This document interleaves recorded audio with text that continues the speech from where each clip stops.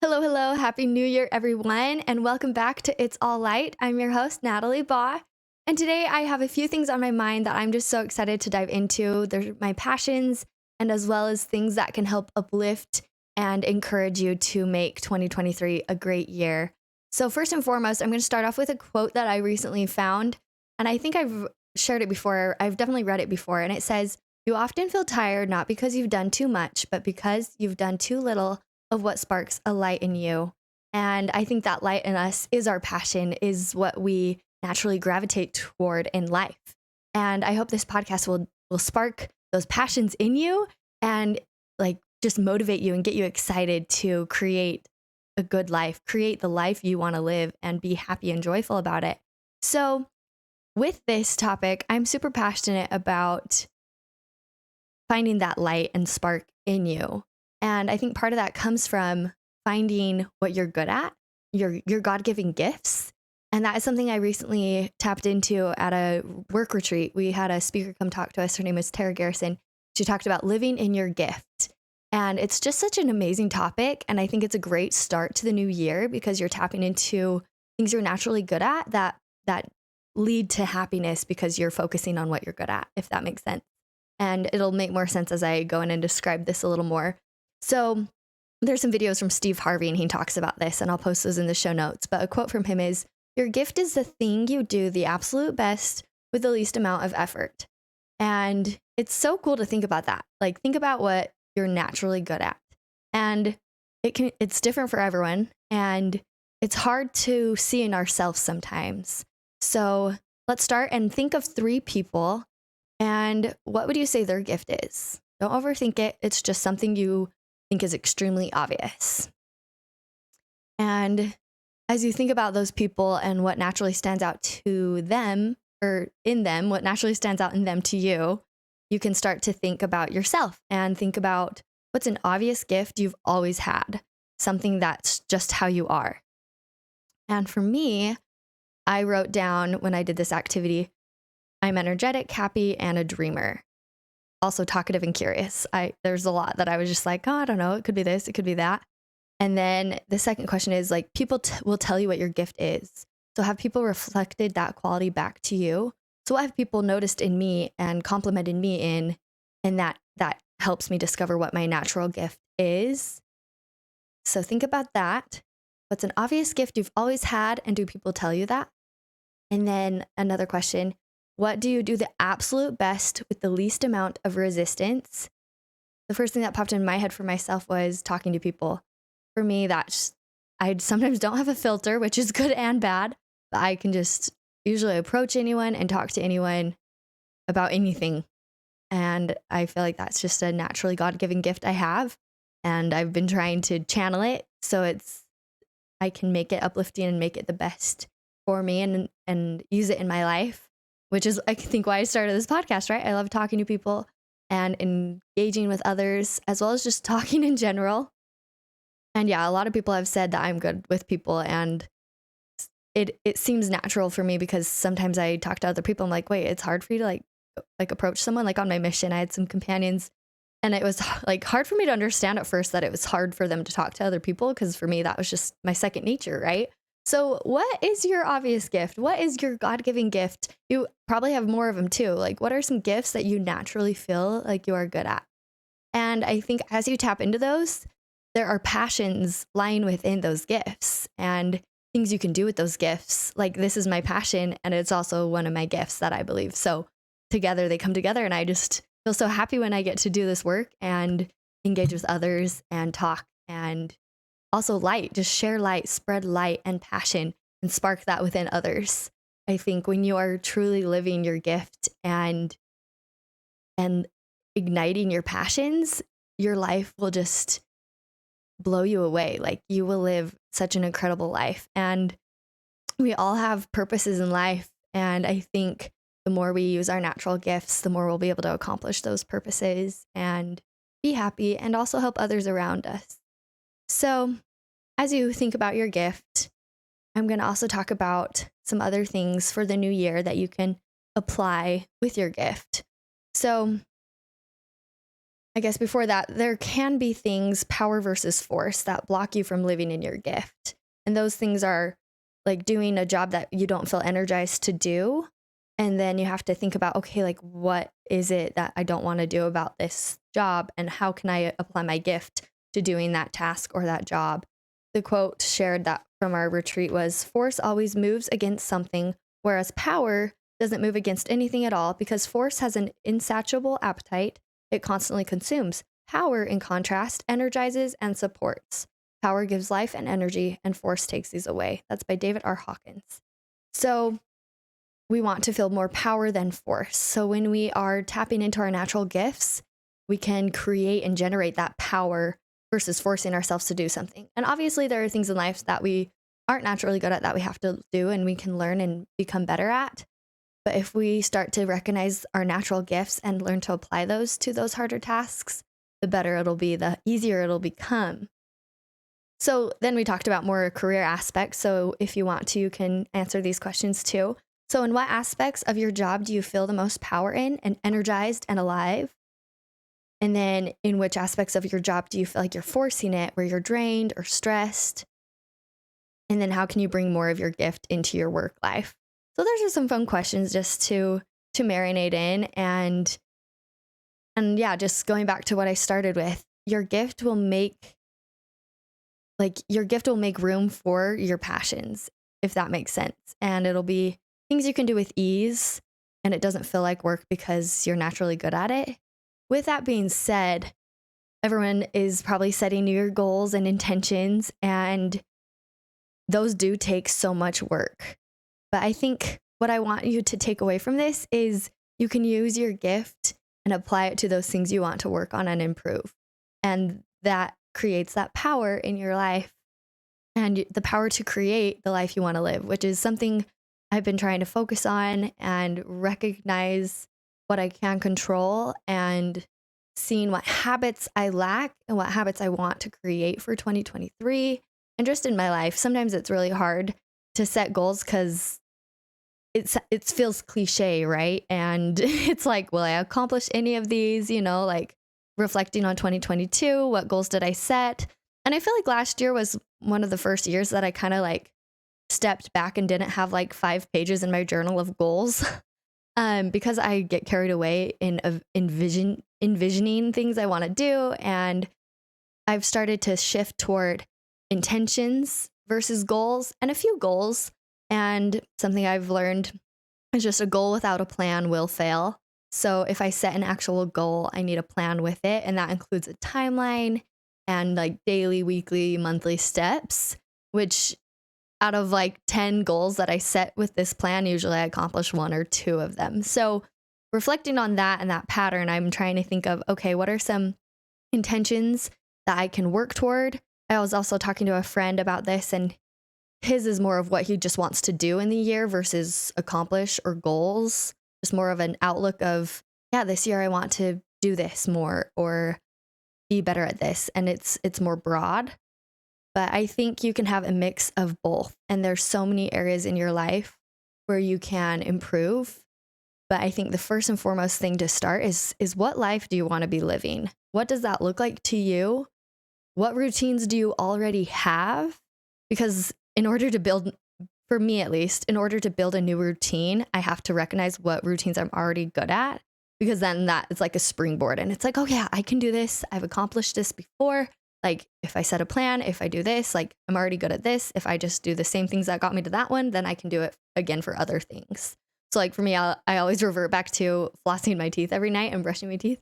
I floss every night. And that is just something that has become routine to me. Like I can't go to bed without flossing my teeth. I mean, there's maybe like 5 days in the year where I don't floss my teeth before bed because I'm exhausted. But generally, I floss my teeth every night. And that's just a habit I've created, as well as making my bed in the morning. Those are things that I just automatically do. And that's something the girl who spoke to us about living in your gift talked about. Her name's Tara Garrison. She's a life coach. You can find her on Instagram. I'll post her Instagram in the show notes. But she talked about so she wakes up at 5. She has this whole routine. She works out. She's super fit, eats super healthy, is a life coach, does all these amazing things. And people are like, wow, you must be really disciplined to get up at 5 and meditate and do all these things. And she's like, no, like it's become easy to me. Like that's like second nature. Like if I don't do that, then what am I doing? So for her, that has become so easy because it's a routine, which is something I learned my senior year of college. I took a decision-making class. Highly recommend it, everybody. Those student development classes were my life. But yeah, in this student development decision-making class, we read a book called Willpower. And a takeaway from that was like our willpower becomes depleted throughout the day.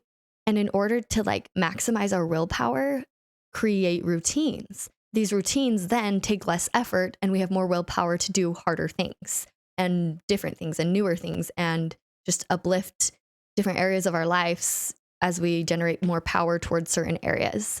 So there was an example, like if you make the decision that you're going to wake up at 6 the next morning, the night before, then when your alarm goes off at 5:50, you don't have to worry, oh, do I get up or do I not? Like I could sleep or I could not. But if you had already made that decision the night before, and hopefully the night before that and the night before that, then it just becomes like, yep, I get up and that's what I do. That's what I've decided. And you stick with it. Then it becomes routine. And I think there are things in your life you could probably think about and be like, oh yeah, that's routine for me. And that was developed and I can do it. And you're more capable than you realize, at least for me too. And those who served missions for the Church of Jesus Christ Latter-day Saints, like getting up at 6:30 might have been hard at first, but then it just became something you did, right? You just got up at 6:30 and it wasn't as hard because you were just used to it. And that's just something you did. So routines, willpower, like they all kind of connect to one another. And so, yeah, first and foremost, I would say is start with what kind of life you want to create. What routines do you already have? And then what routines would allow you to then maximize your power in other areas of your life. So in an episode a few times back, toward the beginning, I talked with my friend Aubrey about the 8 dimensions of wellness. And I don't have them written out right here, but I have 4 of them that you can tap into. And these are the 4 that the church recommends for the youth of the church to set goals in. And those are spiritual, social, intellectual, and physical. And I think that living in your gift can apply to each of these. And you can use your gift as a springboard into what else you want to accomplish. So for me, when I think about these 4 areas, sometimes I have like concrete goals, but sometimes they are more just intentions and ideas. So last year I went to a nice dinner and they had cards that said intentions and we had a little pen and we could write our intentions down. And I just kept that in my little like pouch I keep in my backpack. And every time I would get something in that, I would look at my intentions and I would read through them. And that's something Adam Olpen taught us in a previous episode, just reading your goals, reading your intentions, your vision board every day, because then it keeps it fresh in your head and it keeps you motivated. So my intentions last year were live a life of selfless service, enjoy each chapter with gratitude, read a book a month. That one did not happen, unfortunately. I didn't have a plan, but I think if I want to do that one again this year, I could set a plan and put a book for every month or maybe 6 books, right? Like a book every 2 months. And that might be more realistic, right? We always have to be evaluating, and just as long as we know the direction we want to go in, that's the best first step. I also said like one thing at a time, being where the Lord needs me to be. I wanted to teach seminary. I wrote get married and to be a good daughter. Those are still things that I'm pondering and thinking about and following just the course of my life and what I want to accomplish. So I'm kind of carrying some of those over for 2023.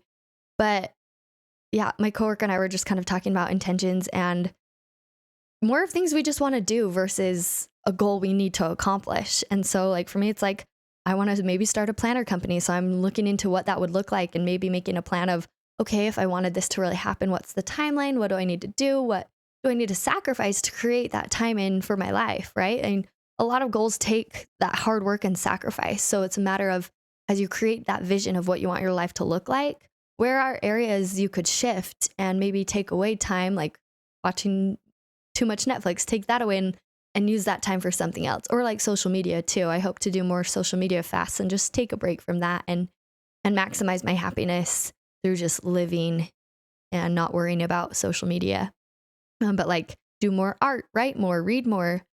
So then once you have those ideas, it's like, how are you going to do those and plan? So like for me, if I want to do more art, maybe Sunday once a month, I have a painting day and I just get all my stuff out, set aside a few hours and just paint or draw. And then books, like go on walks and read my book on the walk and like create that routine and that habit. And then for me, like reading my scriptures every day, like what does that look like? I'm about to go teach Sunday school and this week is just kind of how you learn and how you're going to approach this year and study.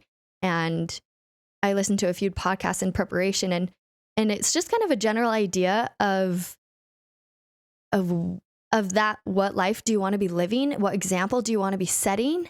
And then how are you going to do that? And it starts with just a little bit of consistency, and then that can build and grow into what you want it to be. So it's so hard to start creating a habit, but like for me, sometimes a checkbox on my door, like I used to not be really good at saying my morning prayers. And I was talking to my institute teacher. I was like, how do I get good at this? Like, this is something I want to do. It was before my mission and I hadn't had that habit. And she's like, okay, like report back to me, but also like, make a checklist 7 days and put it on your door. So before you leave, you can mark if you prayed or not. And then if you hadn't, you can pray right then and then check it off. So create those check boxes and really try to focus on maybe one routine at a time. I think I get too caught up in wanting to do so many things that I lose sight of what I actually want to do or what would be the most beneficial for me to focus on. So making those like charts and reviewing those goals daily. So all of this, as I talk, I'm like, this is all so much harder to do than it is just to say, obviously. So I'm trying to think of like, what in you can be ignited to motivate you to do these things, right? And I think for me, I just have to start with what I've already accomplished in the past and in past years and just replicate that. And that becomes less and less goals and more just those intentions and focuses. I think if you set focuses for maybe each month, that can generate you to create those routines and become better. But yeah, it definitely is one at a time. And I could go on and on about goals because this is something I'm passionate on, but I also have been like revamping my mindset and less goals, more intentions and more just what life am I creating and what direction am I going? And do I like the direction I'm going in and what pieces play into that? And yeah, I think like going through those 8 dimensions of wellness, I wish I had them right in front of me, but I don't right now. But you can look back at that episode. But going through each of those areas and then seeing where I'm already at and recognizing that good. It's definitely important to recognize what you've accomplished and where you've been and what good you have and what routines you already have, as well as like your naturally given gifts. Like where did you use your gift in 2022? Like how are you naturally living your gift? And then how can you maximize that for 2023? And each year will bring new ups and downs.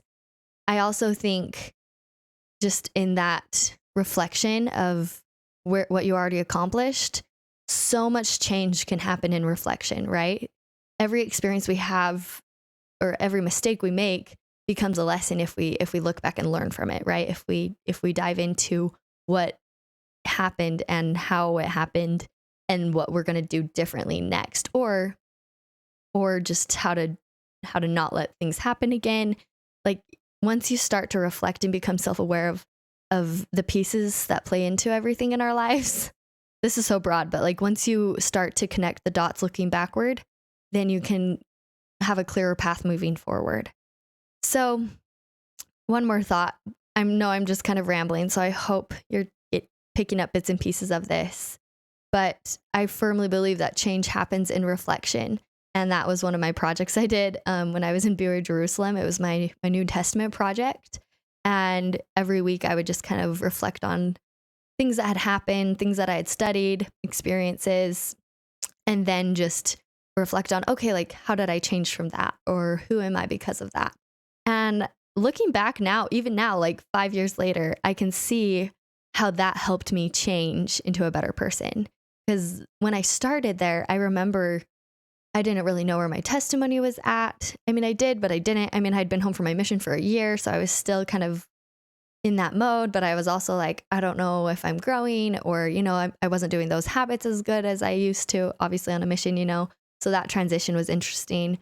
But then as I like studied the scriptures more and like really put intention into the things I was doing and the friendships I was building, like it just was the best thing ever. And looking back, I changed so much in so many wonderful, beautiful ways. And it's crazy that that was 5 years ago. And then reflecting over the past 5 years, I'm like, okay, what do the next 5 years have in store for me? Who am I? Who have I become? My cute sister just got home from her mission, and I'm reflecting on just like the things she does now because of her mission and how I was that way, but where have I dropped in the past 6 years? And I feel like I totally have dropped in some areas. And it's really cool that I can now see that again and try to reflect on where I changed and how I can keep that change. And a lot of it is just reflecting and remembering that you've done that, you've been there before, you can do it again. And also recognize that change is inevitable, and we are different than we were a few years ago. We're different than we were last year. And once we recognize that, then we can start to see the things where we changed for the better. And it's different. It will look different every year. Me and my roommate were talking about that, and I was like, oh, I just don't feel as good or as spiritual as I was like 5 years ago. Like, I don't know what I'm doing with my life. And she's like, you work in the temple. Like, I think you're doing better than you think you are. It just looks different. And I feel like the older I get, the more questions I have, but the deeper I'm going with what I believe and why I believe what I believe. And that can be parallel to change and who I'm becoming and what I'm wanting to accomplish and make of my life. And I think this, back to the gift thing, like the more I think about that, the more I can reflect in how that gift propelled me to creating that life I want and to living in that joy of, wow, I'm doing what I'm good at. I feel empowered. I'm with people I love. I love others more, and just generates a life I want to be living. So a few more thoughts as I conclude today's episode. I've had a few things on my mind, but I just feel like another quote I came across was, live your dream and share your passion. And that's a Holstein manifesto. So just kind of wanted to end on, what is your dream? What do you want to do in your life? And share your passion. And how do those two relate? How does living your dream and sharing your passion relate? And I think that kind of can center around your gift, right? Like your dream, hopefully your natural gift is part of your dream, something you're good at and you want to do. And you want to do that for work and for your life. And then sharing that with others, because I believe the more we involve people in our lives, the more we look outward, the more we focus on others, the better our lives will be. And that first starts with ourselves and accepting ourselves, being okay with ourselves, loving ourselves, taking care of ourselves, right? Those 8 dimensions of wellness, like checking up on yourself, going through therapy if you need it, like having those close friends and family and love, and then sharing your life with those people as well as your passion with others. And it's so fun to see others' passions and what they light up about. A fun example was my friend Cass. We all were getting pizza via Through and Through, which I highly recommend if you like Chicago deep dish pizza. But anyways, so we were waiting for our food, and she was asking everyone around the table, like, okay, tell me your day with the best foods, like from breakfast to snacks to dinner. Like, walk me through what your perfect day of food would be. And as people would start to share what they love to eat, like they would kind of light up about like, oh yeah, and then for breakfast this, and then this, like watching people get so into like what makes them happy when they eat food, right? That was really fun. And I feel like that is what happens when people start to share their passions, right? You can see the light in their eyes and you can see that spark, and that spark can help others and build that passion and share your passion, and you can help others discover their passion too. So I encourage you, if you have something you're super passionate about, please come chat with me. I would love to have you on the podcast. I learned so much and I want others to learn too. And yeah, goals, intentions, 2023 is here. It's January 1st. And I just encourage you to set aside some time to reflect on 2022 and reflect on what you accomplished, maybe what you didn't, where your gifts shone through, what your gift is, what gifts have you recognized in others around you, and tell them. I think it's so important that we buoy each other up and help each other. And and that will just make our life so much better, and we can generate power and happiness in our lives. So that is majority of my thoughts. You kind of just got that fire hosed. But if you want, I might just share, you can end the episode now, but I'm going to go in just to a few more things that I hope to accomplish this year, just to maybe spark you, or if you want to join me in some of these things, I'd be happy to do them with you.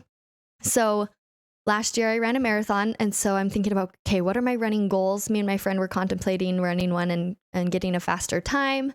But then I was thinking about some things I had already thought about last year to carry into this year. And I'm like, you know what? I might as well just do them. Like, what's holding me back? And one of those is the Squaw 50 in June. It's 50 miles through the mountains. And I am laughing nervously because that sounds crazy, but it's something that I know I can do and push myself to do. Like, I've done a marathon and I know I can do that, and I know I can train for that. So I kind of want to just take that next step. So I think I'll start with like a 50K, which is 31 miles. I got to figure out when that is and sign up for that. That's the hardest part is signing up and then creating that plan. And then the 50 miler in June, I've had a few friends do it. So I'm going to have them help me walk through how to train for it. And something I realized too, so after my marathon in October, I kind of stopped running. It was getting colder and darker, and my schedule was busier, and I was like slightly more depressed in my life because I wasn't outside running. So I think I set this goal because this will force me. Well, I say force, that sounds really rough, but it'll encourage me more to get outside and stick to my training schedule. And I just know I'm so much happier when I'm outside running, even if it's 30 degrees, like I know I can prepare for that and enjoy it and get in the mountains and feel that peace and that invigoration that I get from running. And so that's why I've decided to do that goal. And I hope with your goals, you find this motivation too, that you want to do it, right? Goals you need to want to have to do. Whoa. Sorry, that didn't make sense. It's so much easier to accomplish a goal when you want to do it, right? Versus need. So anytime you say, oh, I need to do that, try to replace need with want, and then that'll generate more motivation. I also remembered one other important thing I wanted to talk about, and that is daily practices to magnify your gift. And this is something we talked about at the retreat. And there's so many fun things, and I'm so excited to just talk about a few of them, just to motivate you and inspire you as you think about what you want to do this year. And the first one is something that I totally want to do in 2023, and that's meditation. This is something I've tried a little bit, but never consistent. And I think it will just benefit my life if I can do it consistently. Sometimes running has become my meditation because I think so much clearer when I'm out running. But at this retreat, we did a little bit of meditation practice, and you just sit there, sit up straight so you get good airway as you take in some deep breaths, which I feel like I need to do right now. I've been talking so much. Okay, so breathe in and out a few times, probably like 5 times, really, really deep breaths. And then you close your eyes and you just envision that spot in between your eyes on the tip of your nose. And you just have that be your focus spot. And the trick to meditation is giving a break to our brain of just being a brain and thinking, right? Like I think about like the Asian culture and their meditation and just how calm they are and how in tune they are with the world, with themselves. And that for me is meditation that to me is motivation to do meditation. So you sit and you think and you find that spot in between your eyes and you just try to focus on that one spot.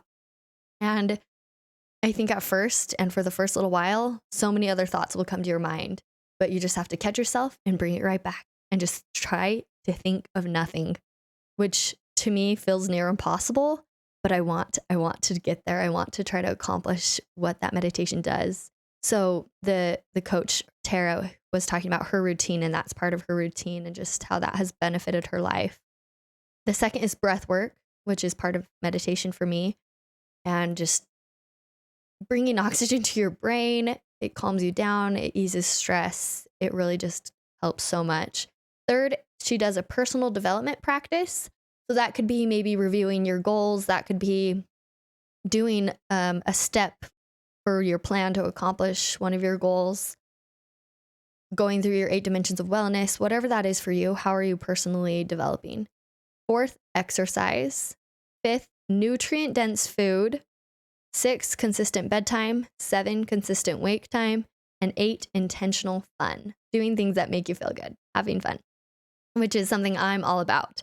But that's number 8. And I feel like for me, sometimes these daily practices can go in order. Like you could even follow these 8 daily practices in order and create that routine. So meditate, breathe, personal development exercise, or personal development practice, then exercise, eat nutrient dense food, go to sleep on time, wake up on time, and have fun.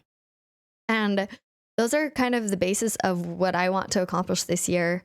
Exercise is something that is unique for everyone. And I totally know those days, even if it's so hard, those days I wake up at 5 a.m. and go work out, I feel incredible the rest of the day. Like it really maximizes the rest of my hours for the day. And it only takes like an hour out of my day. So think about cost and effect and what you can sacrifice that will benefit your life. And then nutrient dense food. This is really hard for me. And I feel like I've generally done okay with it, but it's something that the more I learn, the more I'm like, whoa, I have a long ways to go. And like, how am I going to accomplish this? How am I going to eat nutrient dense food? And a lot of that for me just comes from finding that person or that like a group of people that motivate you, that are already doing what you want to do and being around them, right? Like you are the 5 people you spend your time with, right? And I either read it or listened to it in a podcast, but someone was talking about like, if you want to get married, like don't just spend your time around single people, spend time around couples and people who are married, right? And that will kind of help motivate you and prepare you to get married. As well as like, I have a coworker who is so good at living these things and working out and eating nutrient dense food. And so I start to just be like, oh, what would she eat? What would she do? And like vision board of like, okay, this is how she works out. And if I want to get stronger, like how can I do that and eat more protein and eat less sugar?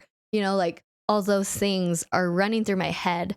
And for me, I love to write it all out. So I'm going to take some time today and just journal it all out, write down these thoughts and goals and intentions, see where I can create a plan, see where I can create new routines.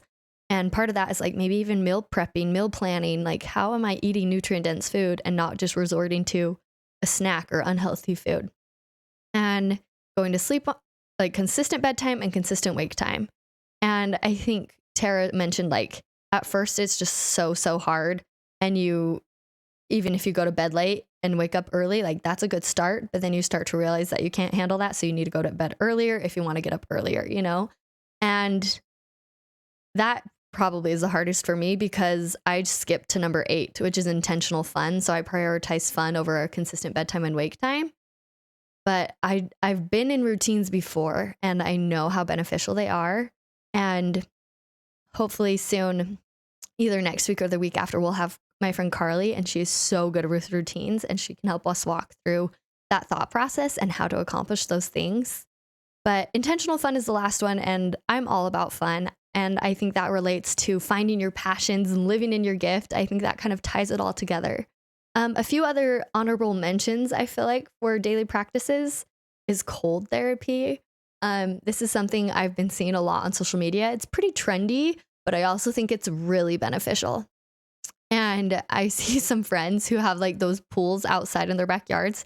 And they literally hammer away ice and get in. And that's usually after like a tough workout.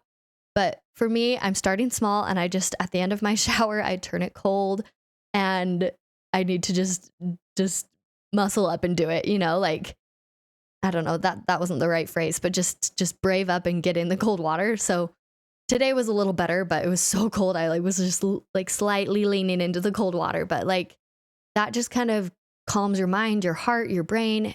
And I don't know all the benefits, but I definitely know there are. And I definitely see them a lot when I like go to plunge in Provo, where you sit in a sauna rinse off, and then you get in a 40 or 50-degree pool and you just sit there for a few minutes. It's super hard at first, but then you do it repetitively a few times and it's incredible. The feelings you get, the benefits, you sleep better, you can think more clearly. It really is so cool. And like coming from Russia too, like so many Russians and Ukrainians do this practice, and they have like nurseries where they leave like they take all the babies out in their carriers and just let them sit in the cold. I mean, they're bundled up, but their faces and their nose are breathing in this cold air. And people go walk in the snow barefoot. They do a ton of polar plunges. I think that's one of the holidays in January 14th, like the baptism day. And they like cut across in the ice and get in. You can YouTube it. It's pretty cool. But yeah, polar plunges are like surprisingly so good for you. And even just like during the retreat, we all just went outside kind of barefoot, no coats on, and we just kind of stood there. And I stood in the snow, and it's cold, but then you just kind of you teach yourself how to react in stressful moments, because it's stressful. Your body doesn't like it. It's uncomfortable. But then you just kind of ease into it and you're just like, whoa, like I can do this. I'm strong. I can handle it. Like, and then you find just like this cool calmness through it, and it becomes less cold. I mean, maybe you become numb because it's freezing, but I don't know. I encourage you to try it. It's really, really hard, especially the cold showers. Like I kind of die every time I try it, but I know if I work up to it, it'll be just something that will benefit my life. But that's up to you, right? You get to create the life you want to live. And just like that, it's already been 36 minutes. So I'm going to wrap up. But I hope something in this episode sparked something within you, and that you found a gift that you'd forgotten about or something you're naturally good at. And I hope you tap into it. I hope you tap into that this year. And happy 2023, everyone. I can't wait to continue this podcast and share passion, spread the light. And I hope you do too. And don't forget to rate, review, and subscribe. It really helps. Spread this podcast with your friends and family. And please give me feedback. I would love to know how I can make this more worthwhile for you, as well as what do you want to hear? What people can I bring on for you to listen to? What's intriguing to you? And yeah, just have a great, great day. And I'll talk to you guys next week. Bye.